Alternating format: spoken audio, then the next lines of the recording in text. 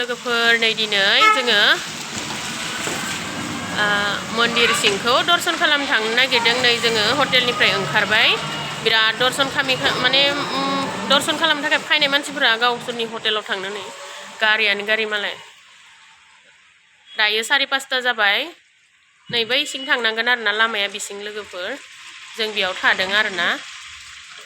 ओमफ्राय दायो थांनानैहा खैथासोआवहा मा दर्शन खालामखाङो खिथागोन दे लोगोफोरनोबो। आं दख'ना गानदों आरोना लोगोफोरनि।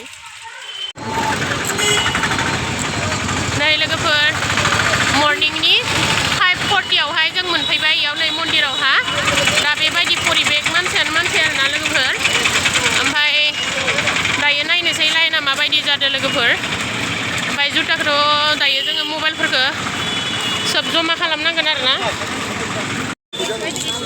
हेलौ लोगोफोर, दायो मबाइल सिङाव लांनो मोना लोगोफोर। नै जों फैबाय दायो लकाराव दोननोसै मबाइलखौ।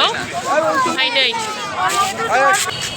हेलौ लोगोफोर, दायो जोङो दर्शन खालामखांबाय लोगोफोर। दर्शन खालामखांबाय आरोना। जोङो फुङावनो फैनायमोन नालाय जोंनिया 9:30 बाजियाव दर्शन कमप्लिट जादों। फुङाव फैबोला बिराद जल्दि माबायो दै लोगोफोर, दर्शन खालाम मोनो आरोना। ओमफ्राय गथ' लानानै एसे दिगदार जायो।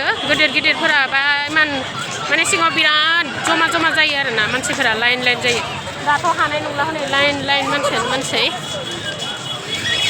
एसे हनै फट' लागासिनो ओइया फट' लाग्राफोरा। दायो ओमफ्राय आं बेखिनियावनो आंनि भिडिअखौ दोनथ'नोसै आरोना लोगोफोर। माने बिराद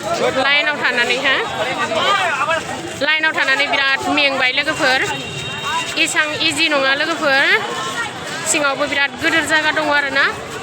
बिनि थाखायनो मेंगुलायबाय। थ' दिनोसै आंनि भिडिअ बेखिनियानो आरोना। दर्शन खालामखांबाय आङो। जगन्नाथ मन्दिर सिंनिफ्राय ओंखारबोबाय आरोना।